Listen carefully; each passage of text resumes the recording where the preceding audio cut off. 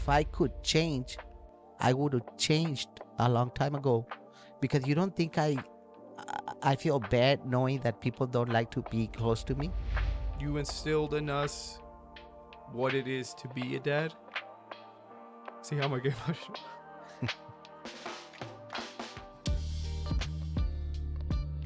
Welcome to the Beyond Sunday podcast, where we continue the conversation of God. Beyond Sunday, our guest today is my old man, a minister for the Apostolic Church, Hector Villarreal. Let's give a round of applause.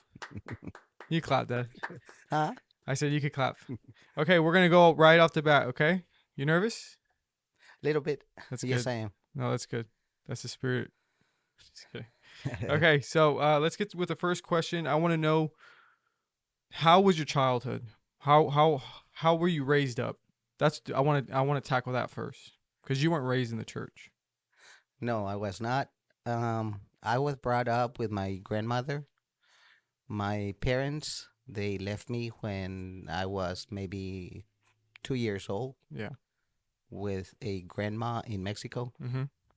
And I was with grandma until in Mexico until I was maybe 9 years old. Yeah. Then we came to the United States, and we started living in a city by the name of Brownsville, Texas. Mm-hmm. Started going to school there. Yeah. I started mid fifth grade. Then I went sixth. And then I passed to seventh grade, and then I quit. Yeah. So that was part of my childhood. Okay. And then going after 7th and 8th grade, because you stopped going to school. Well, yes, I quit school, and I decided to go to the state of Florida. And I was kind of afraid of this guy that we used to fight a lot. Mm-hmm. And I feared him, Yeah. and I didn't have a father that I could talk to in regards what I was going through. Mm-hmm. So I think that was one of the reasons why I went to Florida. Mm-hmm. I knew about a lot of people that was going out to Florida to work and make money, so I thought maybe that would work out for me too. Mm-hmm. So I found a ride to Florida. This older cousin of mine took me to Florida. He gave me a ride. Mm-hmm. When I got over there, um, his mother-in-law didn't like me too much because she used to do drugs. Yeah. She was like an alcoholic lady. Mm-hmm. And she told me she didn't want me home. She didn't want me there, that I had to find some place else, because she wasn't going to be raising me there Yeah. for nothing. So I remember walking, and Bring the mic a little closer to your face. I remember You can move it. You can move it if you want. I If you're more remember comfortable. Yeah, right there. You could pull it like this. I mean, pull like this. Yeah. I remember walking, just because I didn't even know Florida, and somebody gave me a ride, and to another city there, about an hour and a half, and I met these guys there, on that little town, and they were like Gang member. Yeah. Yeah. yeah. So I told them what I was going through, and we just kind of I just kind of stayed there with them. Yeah. And they were like on the streets too also. Mm-hmm. I guess they had mom and dad, but they were also like alcoholics. Yeah. So they were doing whatever they wanted, and I just kind of felt comfortable with them. And So you started living a life like you started living with like hanging out with them a lot and stuff. yeah, well, every day, because I didn't had no place to go to. Yeah. And they were like two brothers and two friends, and me. We were a total about 5 people, and we used to do stuff. and they weren't working, so I wasn't working, and that was my my life. Upbringing, right? You were just hanging out with the wrong people. Yeah, we used to do a lot of stuff, no good, not good stuff, and I'm glad that I didn't get in trouble, but I really don't want to talk, about what stuff we did, Yeah, yeah, that's fine. but that's what happened. God, even though I was out there by myself, I believe very strongly that when my parents left me, now that I'm old, I can see and understand that God was there for me Mm-hmm. because I couldn't depend on myself, but there was that lady, my grandmother, mother to my mother, and God used her to take care of me, right?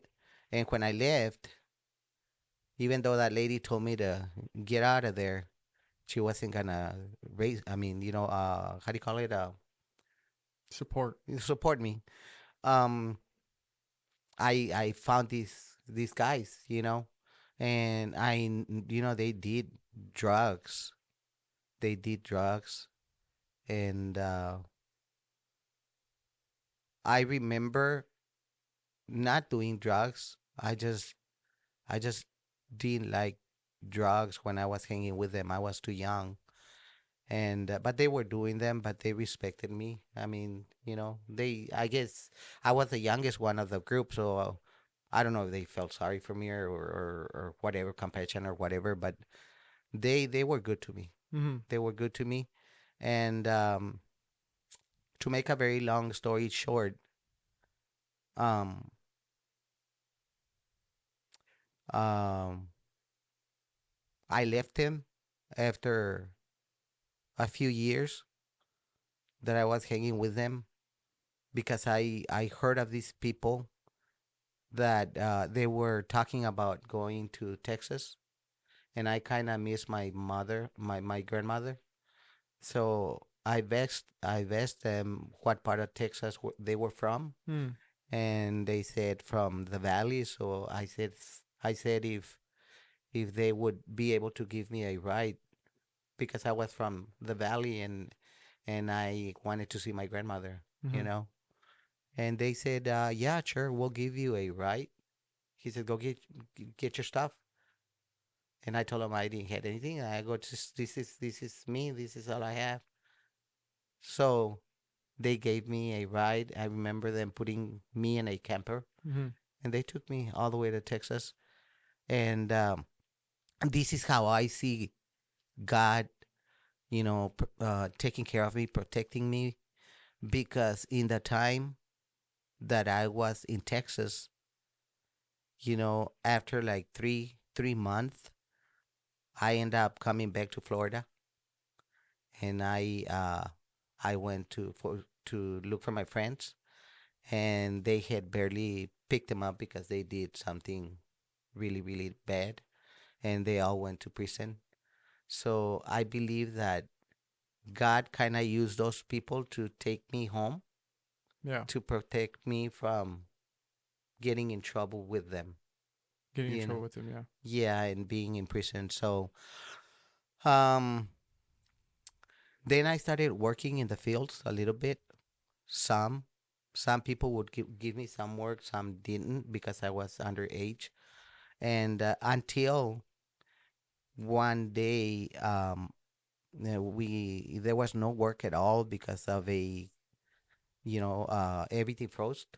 Mm-hmm. It was very cold.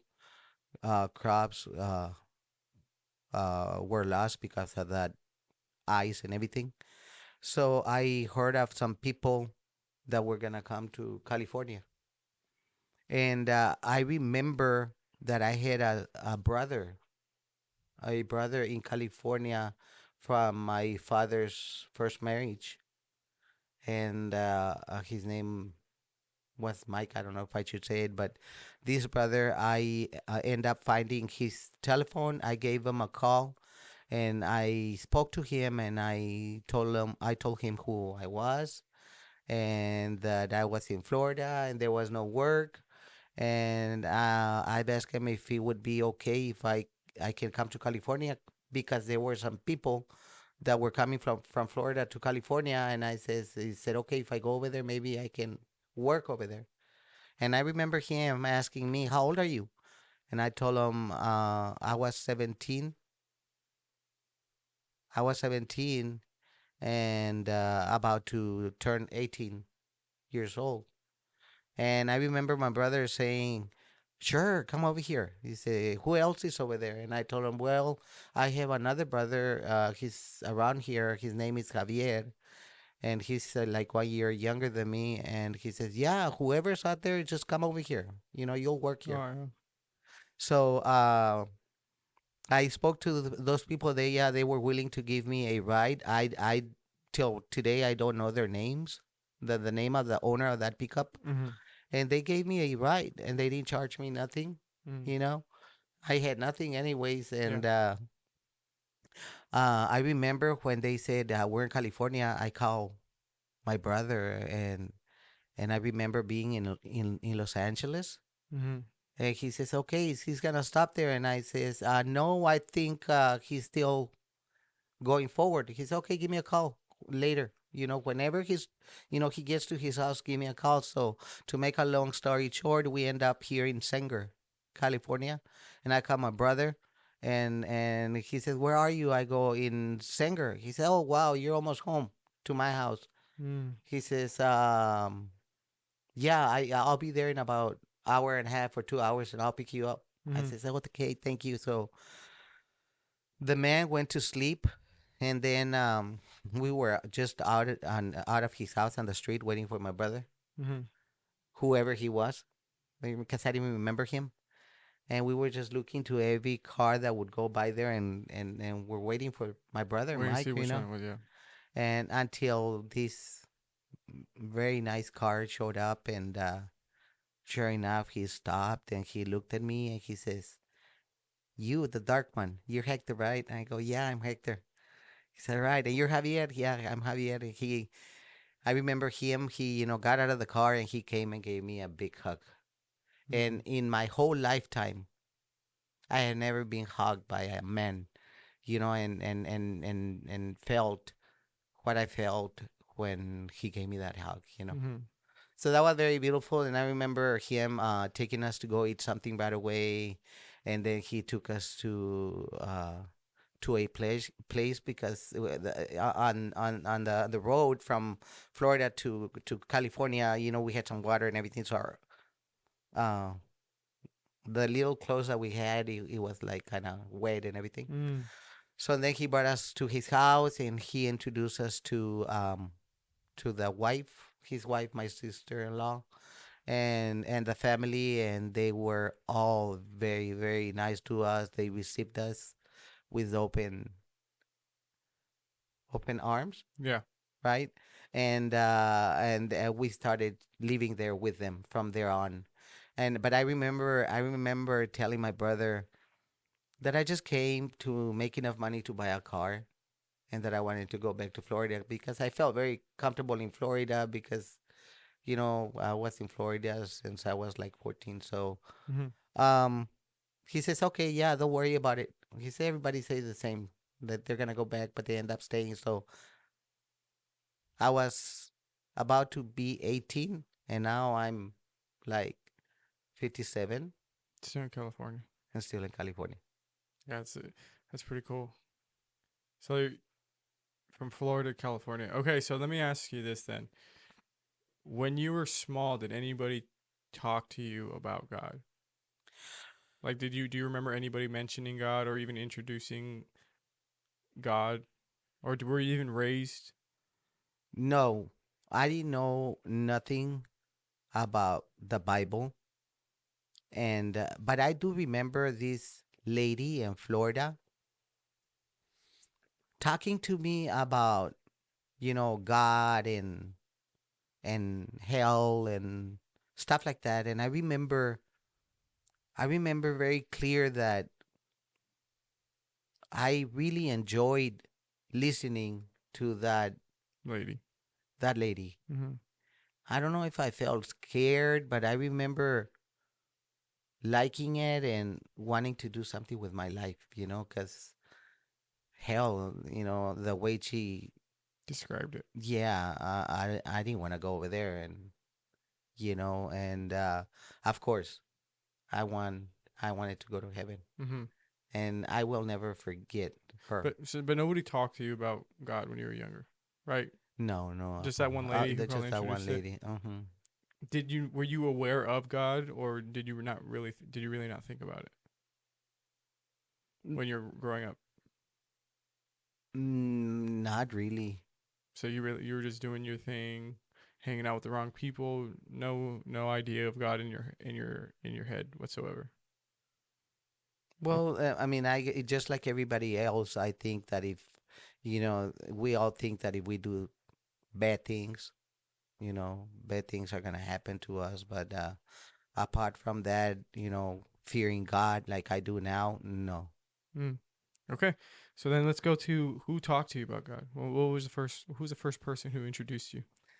Well, when I came to California, we started working almost right away, and the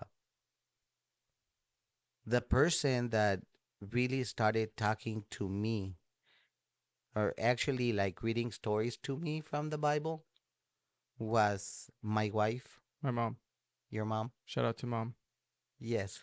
And my wife was brought up a Christian, Yes. right? So sometimes I question myself and I say, why would God permit a person like me to marry a person like your mom, my Mm, wife? mm. I go, because we were like the opposite. I was very like evil, if I can use that word, not a good Worldly. person. I'll say you're worldly. Yeah, worldly, and my wife knew. When I brought my wife to California, I think she was like 18 years old. I'm not Mm-hmm. sure, Mm-hmm. and I was a person that I was a hard worker, but I also wanted to kind of satisfy people, instead of my wife. I would, I remember telling my wife, you know what, get my clothes ready because I'm going to go to the bar. And I don't want you to, you know, get upset because I'm just going to go for about 2, 3 hours. Mm-hmm. But if you get upset, I might stay all night over there. So those were the things that I don't feel proud of, but that's who I was. And uh, I remember, this is very true, my wife saying, I don't know no one here.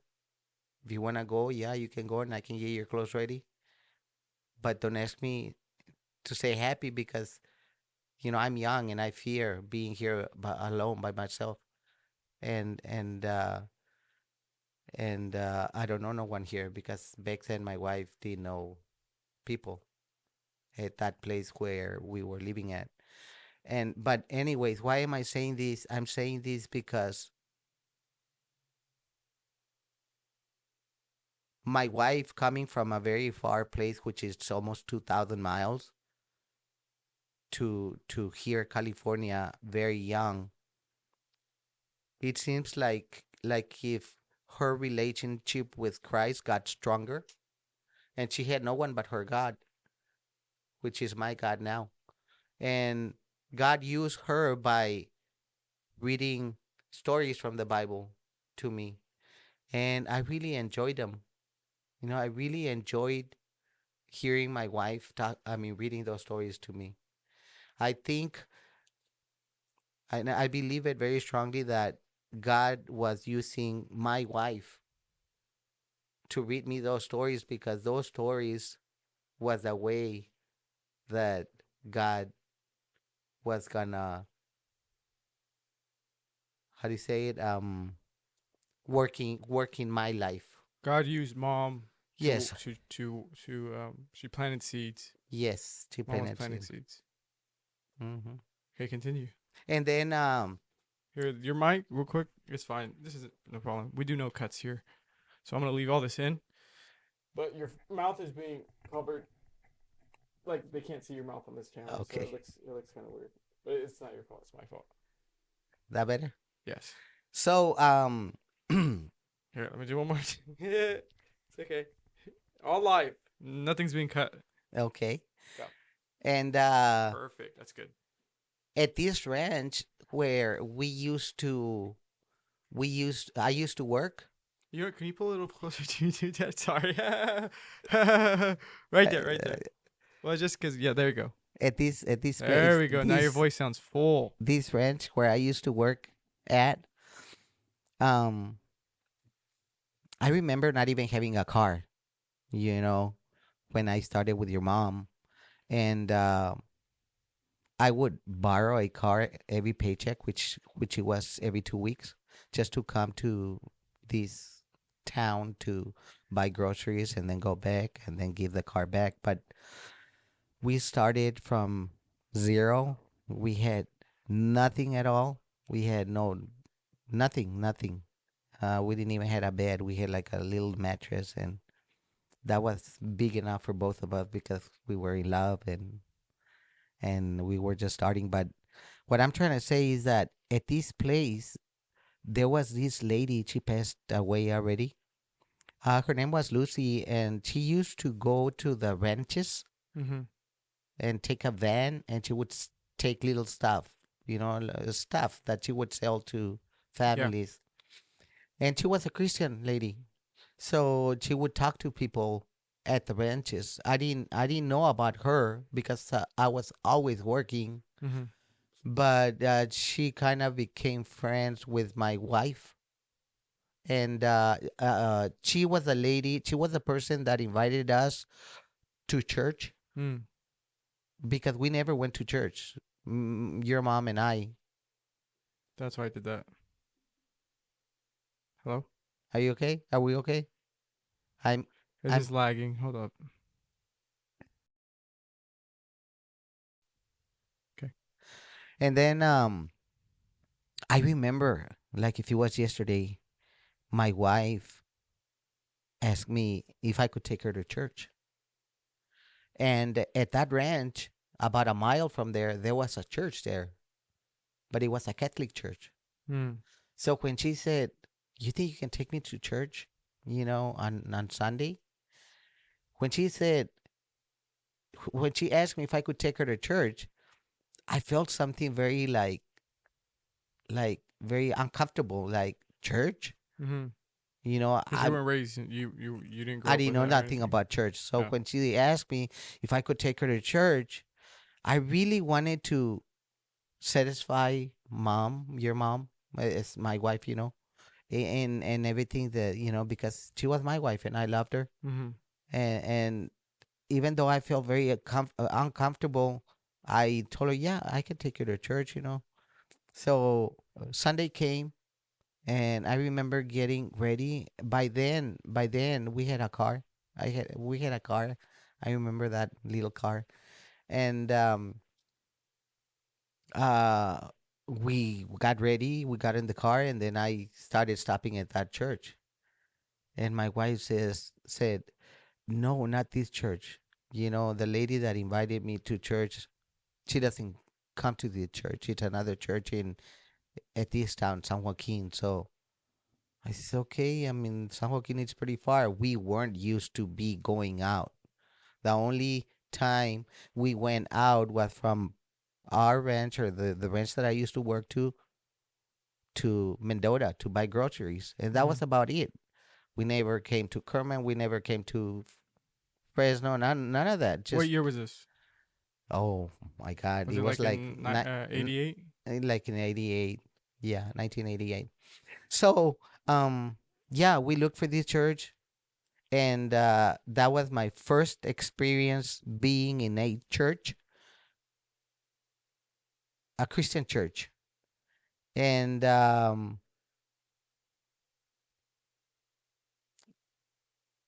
didn't like it too much. What didn't you like about it? What? What didn't you like about it? Well, I seen some movement there. What do you You mean? know, it's some like What we describe as the Holy Spirit moving, yeah, jumping speaking in and tongues and all that, all that, and then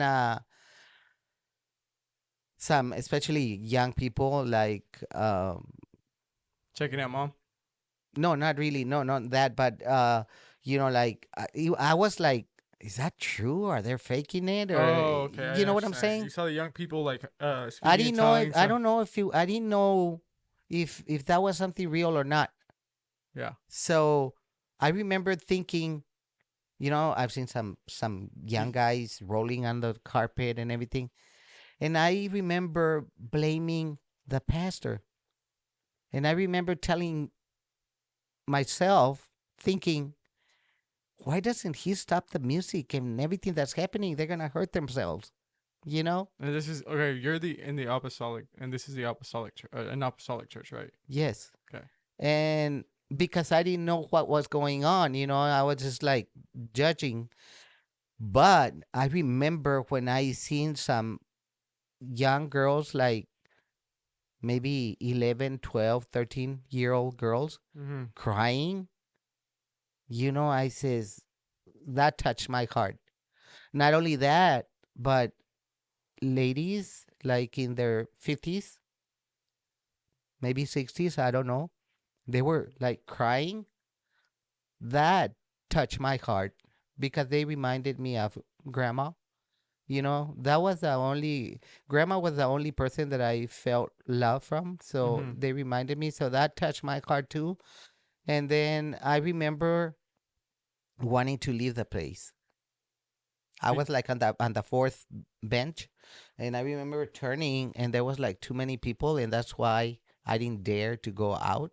So I just stood there, and then on the end of the service, everybody treated me very nice. They respected me. I felt loved. I felt that they cared for me, mm-hmm. that that they were interested in me being there. Yeah. And believe it or not, I was not a very likable person. I remember my supervisor, which was my brother, telling me, Hector, you have to change. Nobody likes you. Mm-hmm. Nobody wants to be near you. You know, you have to change your ways. You have to change your life. And I remember telling my brother, Mike, I know they don't like me. I can feel it. I can see it. I know I'm not a likable person. Mm-hmm. But what can I do? If I could change, I would have changed a long time ago. Because you don't think I feel bad knowing that people don't like to be close to me? Yeah. He said, you think I don't want to have friends? I wanted to have friends. I wanted to be able to hang with the group and just enjoy. But when I came to this church, I felt that. I felt that people cared and they wanted a relationship with me. Like I felt them, they wanted to be my friends. And the pastor, he was very, very nice, and he treated me with a lot of respect, and I felt like if he cared for me too. So, So like uh, the love of the church, the love that the church showed you is what yeah, caught your attention. that's what got my attention. That's what made me feel like wanting to come back. So, but I remember telling my wife, you know what? I I kind of felt very good being here, but then don't expect me to bring you on Tuesdays, on Fridays, and Sundays. I remember saying, I can probably we can probably come on Sundays, but I don't want people to get into my life. Mm. I was very like protective because I was kind of I was brought up by myself. So I was always like protecting myself, or from people. I think, if I can say that. But believe it or not, I liked it so much that I was able to attend to all services. And then, And then you started going Tuesdays and Fridays instead. yes, yes, Oh, you did? because I Okay. felt good. I felt Uh, good. I felt very, very good at the church. But then cotton season came, and I was a truck driver, and I used to work at night. And believe it or not, after working, not being able to come to church because of my job, kind of got me cold again. And I started feeling the same thing. And I didn't want to come to church no more. And then when they started looking for me, I started like kind of getting mad at them, because they were like hunting me, like looking for me. They wanted me to come back. And I remember telling my wife, they didn't came and look for me to go to church. Those were just my words. I went to them, so I don't want them to be looking for me.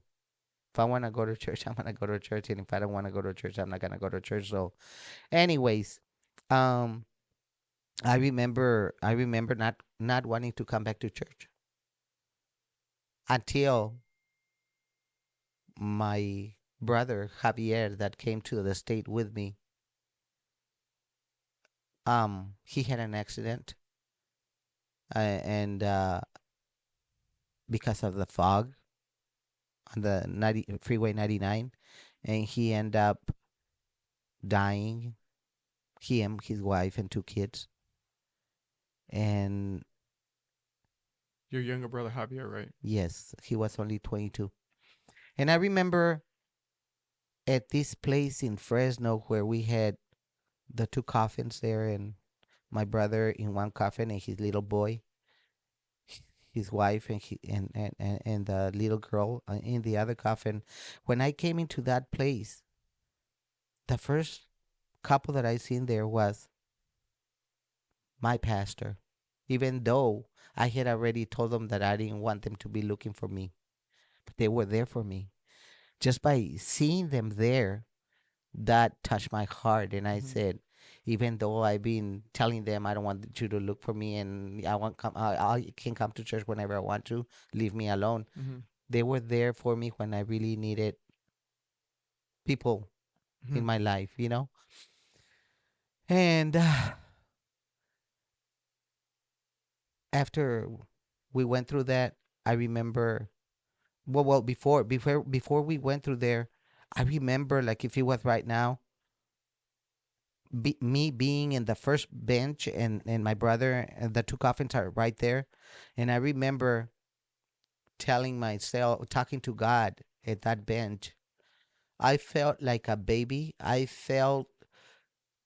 really wanted to become something small and just get into my grandmother's arms, and just feel that love.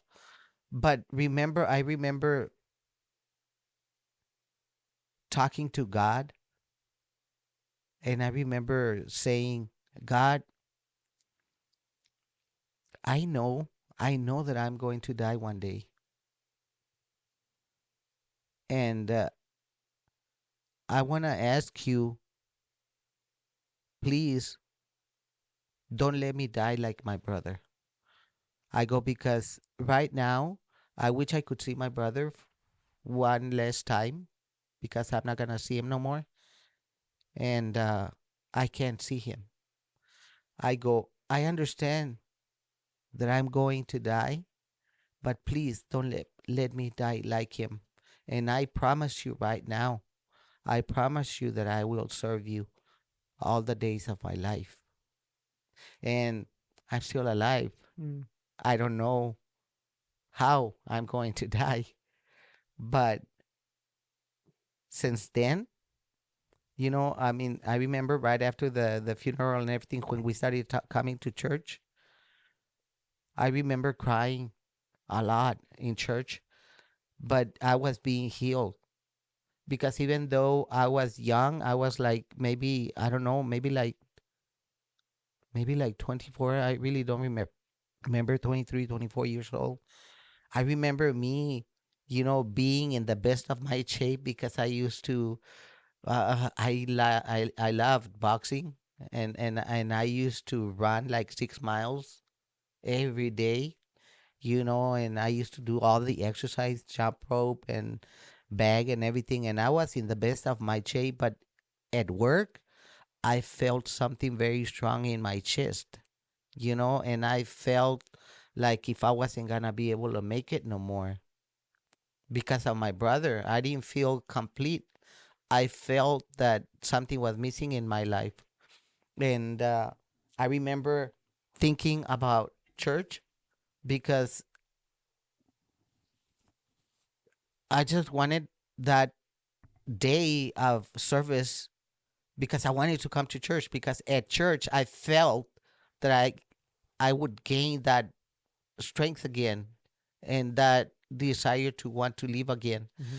So every time I came to church, I would cry, cry, cry, and but when service was, finished, I felt so healed and with the desire to continue living, you know, and that's why, Oh man,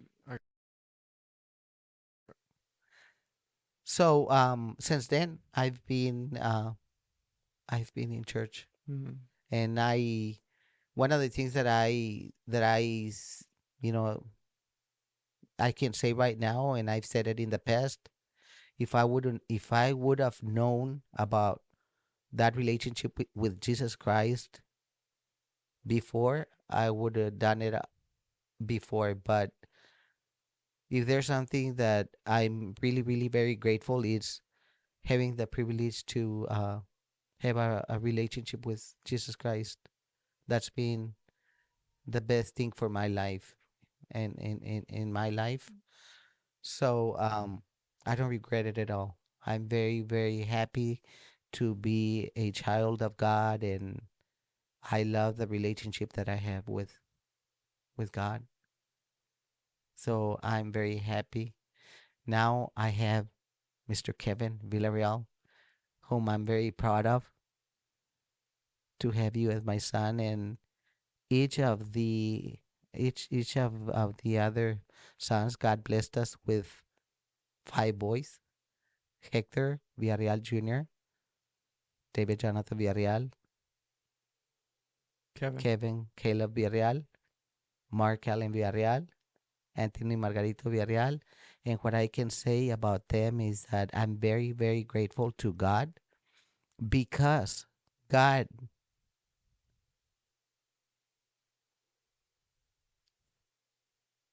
formed you guys in a very special way. And I'm so proud of each and every one of you. And I'm very happy with what God has done in your lives. And I love you guys very much with all my heart. And I know you heard it from me before, and because I've said it to my boys, is that I believe very strongly that if there's one of the biggest blessings in my life is here in this life, is that he not only gave me great sons, but he gave me the privilege not to worry about you guys, because I'm very proud you guys are doing really well, and I don't worry about like many other parents, because I know a lot of them that they worry a lot with their families, their kids, because some of them are doing drugs, some of them are alcoholics, some of them they have kids in prison, and I believe that very strongly that that kills parents, you know, and I don't go through none of that stuff. So I praise God. I praise God for each and every one of you, and I'm very proud of each and every one of you, and I just wanna love you guys and enjoy you guys right now that I'm still here with you. Mm-hmm. And like Mr. Kevin says, Dad, you only have about 20 more years to go, so you better enjoy life. But you know what? I enjoy life very much. I work too much. I wish I wasn't working too much, but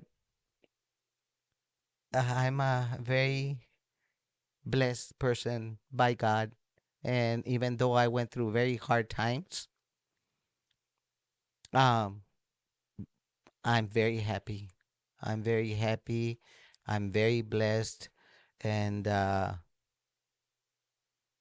just want to continue serving God with all my heart, and I know He's going to call me home one day, or I believe very strongly, and I'm always, you know, telling people that are in the circle of my life that either He calls me home or He's going to come and take a church. So in the meanwhile, I want to make sure that I love God here and I serve God and that I live for Him and that I enjoy each and every one of you and the beautiful families that each of you have. So I guess that's it. I mean, there's so much, but No, that's good. That's good. So let me ask you this then. Okay. The love that the church showed you was was um was the stuff that caught your attention, right? Like that's yes, what drew you in. Was it the love that, and yes. then that's biblical too, right? Where like we're supposed to love each other like brothers and sisters, and like how God loved the church, how Hmm. Jesus loves the church is how we should be treating each other. So that's cool to hear, because what I caught was like it wasn't the speaking in tongues that got you. You thought that was weird, or like the um when you weren't you knew not no better, right? Like you didn't know about the Holy Spirit and stuff. So when you first enter a church, it wasn't the speaking in tongues that got you. It wasn't it wasn't like the stuff where you see people, like jumping and stuff. I don't think there's anything wrong with that, but it wasn't any of that. It was the love that people showed you. And then it was also you seeing people cry out to God. Yes. That's what caught my attention, is that that's what caught you and that's what drew you to the church, right? So that's just a cool observation that I realized, and that's why I do believe it's super important for us to make sure that we're loving to everybody and anybody who either enters a church, and to be vulnerable, and to you know how they cried out to God.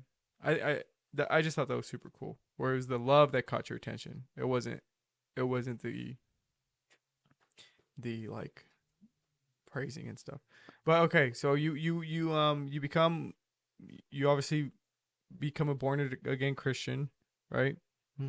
Okay. Who was somebody who was there by your side that was mentoring you, or like walking you through like maybe Bible studies, and teaching you more about the Bible and like theology and stuff. I'm very happy. I'm very happy that you asked me that because I want to make sure that I mention this man, this pastor, and I was just talking to him about I don't know this. I don't know if it was this week. I am so grateful to this pastor, and even though I left that church after being in that church for about 10 years because we bought our first home here in Kerman. So, um, but I can mention names, right? Yeah, it's no problem. This pastor, his name is Pastor Arturo Gallardo. Pastor Arthur Gallardo was the pastor or the person that God used in my life in a very special way. Not only because he drove more than 20 miles to give me Bible studies, but this pastor, I remember him inviting me to his house And I really loved coming to his house because we would eat. His mother was very good cook. He was very polite, and I remember him playing basketball with us, the people he invited. And I loved basketball. And he was really good at basketball too. And he had two young sons too that used to play basketball with us, and we just enjoyed it so much being in his house, not only for the food but because of the attention he gave us. We he made us felt very comfortable. But not only that, but me being young, and I remember having like fights because with mom, because I was a very ugly person, and people don't change right away. And I'm not saying I changed a lot, right? Only God knows how much I changed. But me being young and coming from the streets and everything, I had like an anger problem. Mm-hmm. And I remember, sometimes I hit my wife. I would slap her, and then I would kind of regret it. And I remember, you know, fearing fearing to lose my wife, and I didn't know what to do no more. So I remember calling Pastor Art at least two times for things like that. And you know what? Pastor Art Gallardo was there all the time. He would get there as soon as possible. And to me, at those moments when I really needed somebody, I felt that if he would come, he would fix the problem for us. And believe it or not, I remember God using Pastor Art in a very special way. Mm. He would just hear me, hear my wife. And believe it or not, by the time he left the house, me and my wife were like, you know, together again, feeling good, feeling like we had another opportunity.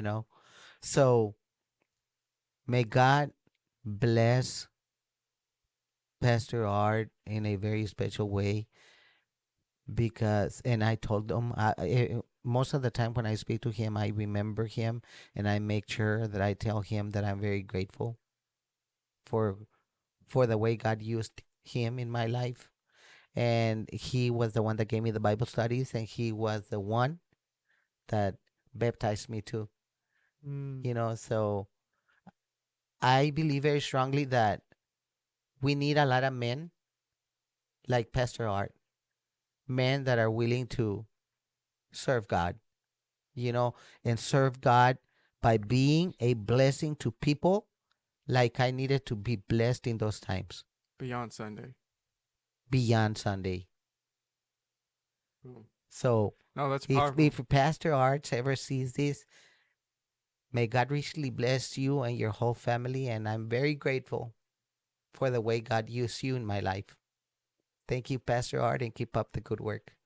God bless you. No, that's powerful because the Bible talks about mourn with the people who mourn too, and so um, that's showing the love of Christ. So that just you telling me a little bit about him, I can see like, you see the example of what we. Obviously, he's not a perfect man, right? But Mm-hmm. he was doing his best to walk with Christ, and you see it with the examples he did with being there, even though you didn't even want him to be there. He was there to mourn with you, right? Mm-hmm. At your brother's funeral, and when you need him when you're struggling, he was there. Yes. 20 miles away is a far drive. That's like 40 minutes, Mm-hmm. 35 minutes. So yeah, that's super cool. That's super cool to see that, you know, it's like the love that you show. I just like that a lot. Like it's the love that people show is what is going to be winning people over. Because you're my dad, so I know that anger.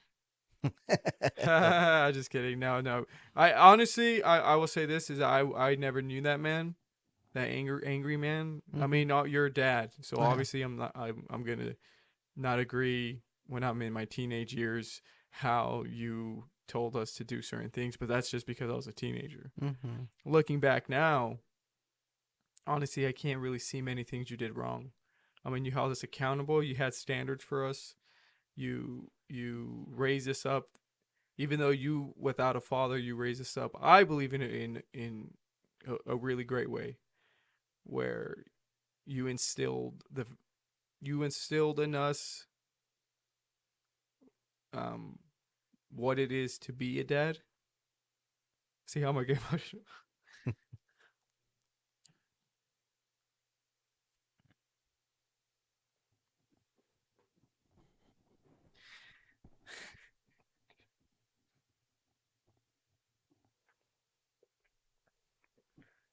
I'm gonna cut this. It's okay.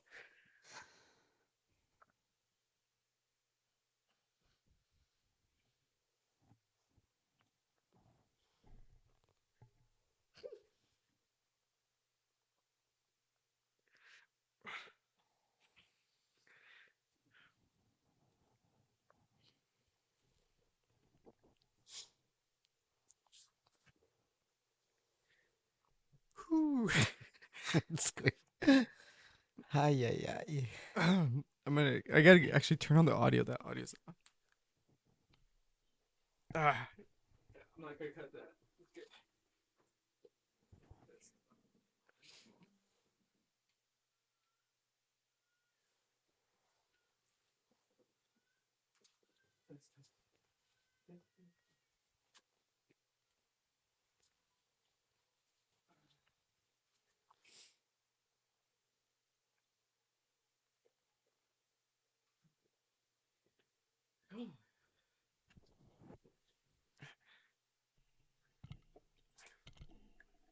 All right, we're back.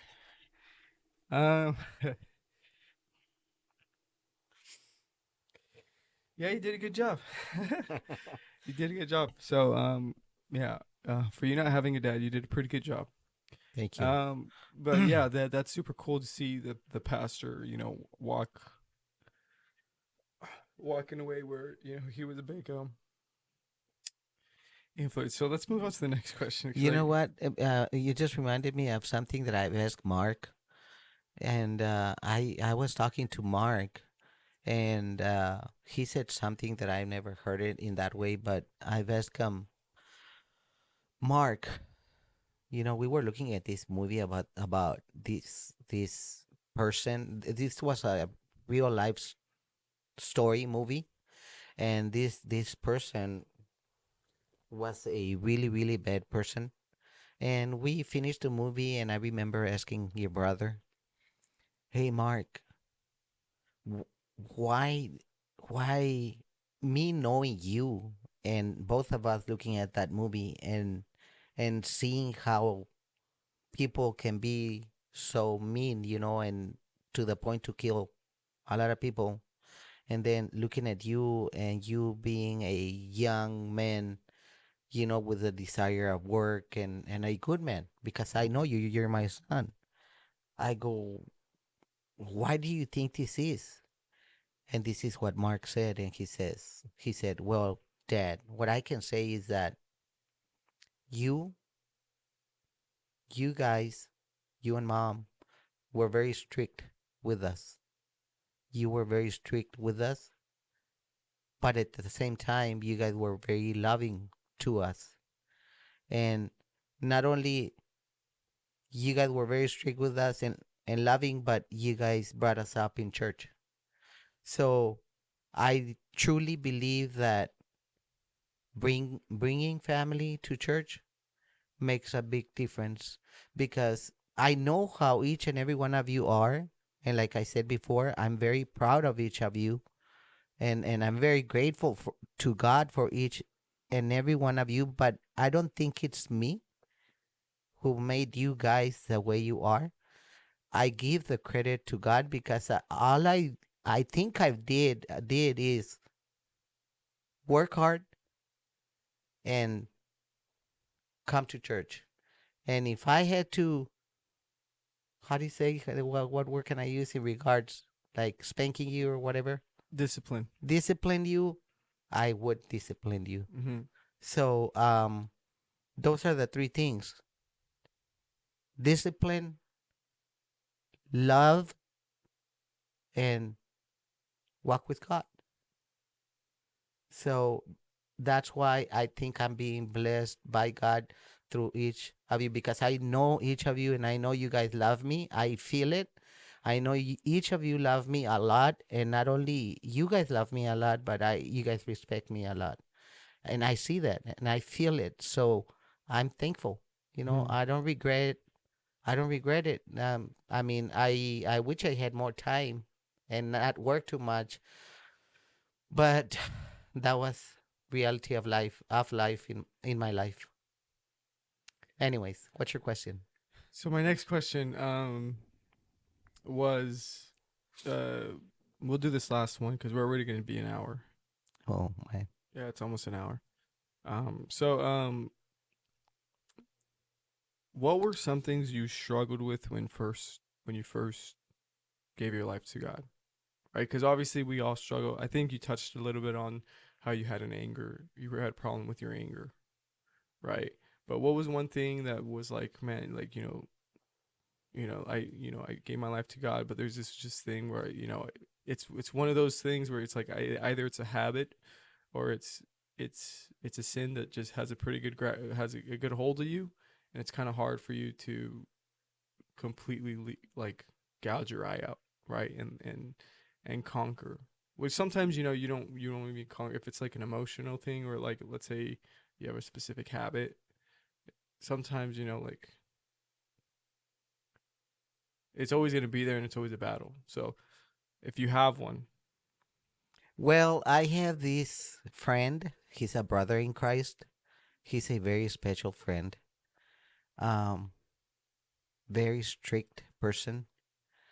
And I remember him telling me, Brother Hector, I have to tell you something. He says, and I'm saying this because I want to help you. And I go, okay, yeah, go ahead, brother. I love this brother a lot and I respect him a lot. He's a good, we don't see each other too much or talk to each other too much, but we were in church together. So he says, you have a little spark.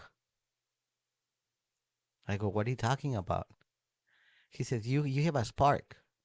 When you see something you don't like or you hear something you don't like, you can ignite right away. Mm-hmm. He says, and what I like to tell you is when you see things in life that you don't like, or you see things you don't like, he says, don't let that spark take control. You talk to the person, but don't get angry. Don't start raising your voice or create a bigger problem. He Mm-hmm. says, that's something that I believe very strongly you got to work with. And to answer your question, I think that's what it is, especially when it comes from someone that, when I feel like if I'm not being respected, it's hard for me to control that part. Mm-hmm. So I think that's one of my weak points, but I I've changed, and I Mm-hmm. need to be careful. Yeah. That spark is not helping me in my life, Yeah. spiritual life at least. Yeah. Well, I mean, from the stories you've told us of how you were younger to who you are now, I mean, it seems like it's been a big difference, and you've improved a lot. Hmm. But I mean, we all fall, um, and none of us are perfect, and so yeah. So anger, yeah, I can attest to that. Not your anger, but the lack of like when you feel the lack of respect. Hmm. I can attest to that. Yeah, from our little battles that we've had. Not that we've had crazy battles, but you Thank know. you, Kevin. No, I'm not saying, but it's normal. You're my father, so we're gonna Hmm. fight. We fight sometimes, and I feel like I feel like I have a lot of your character traits where, like, if I feel like I'm not respected, I kind of like get a little I got that little Let, spark too, let I that guess. spark take control. It's not that I let it take control, but I can be very passionate. Uh-huh. I'd say I categorize it as passionate, where it's like I'm a really, really, really, really nice guy, right?